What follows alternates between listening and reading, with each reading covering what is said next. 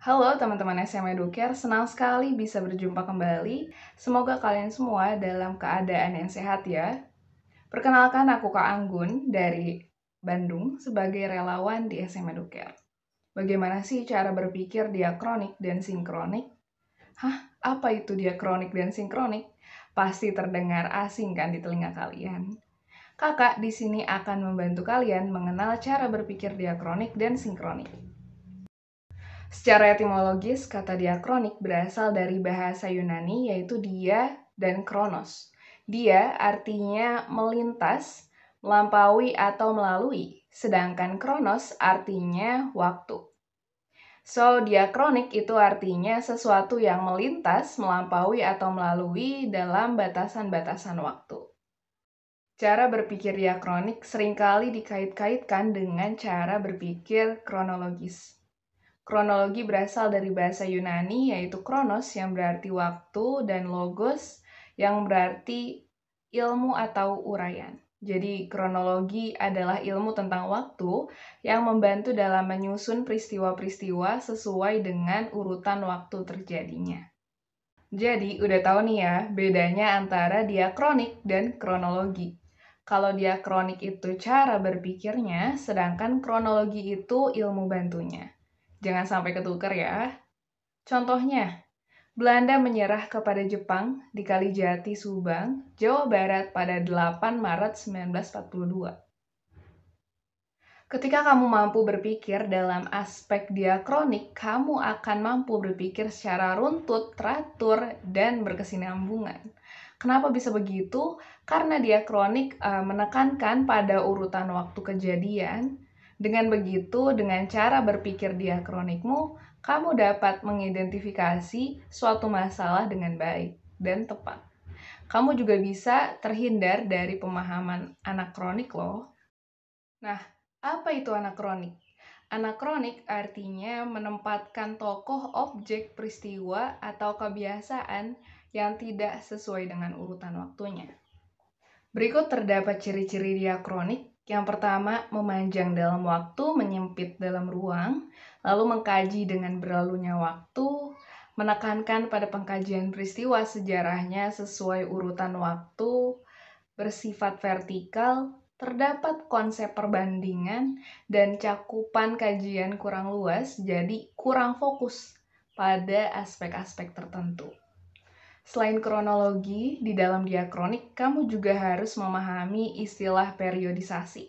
Periodisasi bisa digunakan untuk mengklasifikasi peristiwa-peristiwa masa lalu secara menyeluruh. Dalam periodisasi, kamu bisa membagi peristiwa ke dalam berbagai macam jenis atau kelompok, mulai dari sistem politik, ekonomi, kepercayaan, agama, sosial, dan budaya. Contohnya, perkembangan sejarah antara zaman praaksara dan zaman aksara di Nusantara. Salah satu aspek yang dilihat adalah budayanya. Nah, periodisasi dapat memudahkan kamu untuk memahami hal-hal berikut. Pertama, ada perkembangan manusia dari waktu ke waktu, kesinambungan antar periode, kemungkinan pengulangan fenomena, dan yang terakhir ada perubahan periode awal hingga periode berikutnya. Indonesia sendiri memiliki beberapa periode dalam sejarahnya. Yang pertama ada masa prakarsa, lalu dilanjutkan dengan perkembangan Hindu-Buddha, perkembangan Islam, masa penjajahan Barat, masa pendudukan Jepang, masa revolusi, masa Orde Lama, masa Orde Baru, dan terakhir ada reformasi. Lalu ada cara berpikir sinkronik. Cara berpikir sinkronik adalah cara berpikir yang mengutamakan penggambaran ruang yang meluas namun tidak terlalu memikirkan dimensi waktunya. Melalui pendekatan sinkronis, kita bisa menganalisa suatu peristiwa sejarah tertentu pada waktu tertentu. Misalnya, penggambaran sosial dan politik di Indonesia ketika terjadi reformasi pada tahun 1998. Penggambaran peristiwa sejarah di sini hanya menganalisis struktur dan fungsi sosial dan politik di tahun 1998 saja. Misal di situ dijelaskan apa yang terjadi di Indonesia pada tahun 1998. Siapa saja tokoh yang terlibat, di daerah mana saja peristiwa reformasi terjadi, bagaimana dampak reformasi bagi pemerintahan dan masyarakat Indonesia, dan lain sebagainya. Jadi fokusnya pada peristiwanya bukan pada urutan waktunya. Terdapat beberapa ciri-ciri sinkronik. Yang pertama ada melebar dalam ruang, menyempit dalam waktu, lalu cakupannya pada suatu hal, dan yang terakhir ada kajiannya sangat sistematis dan lebih mendalam. Sinkronik seringkali digunakan dalam ilmu sosial seperti ilmu sosiologi, politik, antropologi, ekonomi, dan ilmu-ilmu sosial lainnya. Meski begitu, baik ilmu sejarah maupun ilmu-ilmu sosial lainnya saling berkaitan. Ada kalanya ketika ingin meneliti sejarah, kamu bisa menggunakan ilmu sosial, begitupun sebaliknya.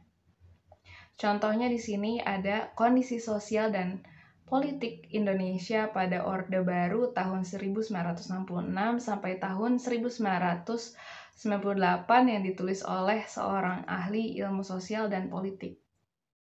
Kegunaan sejarah bagi ilmu sosial. Yang pertama, sejarah sebagai kritik terdapat generalisasi ilmu-ilmu sosial. Lalu ada permasalahan sejarah dapat menjadi permasalahan ilmu-ilmu sosial.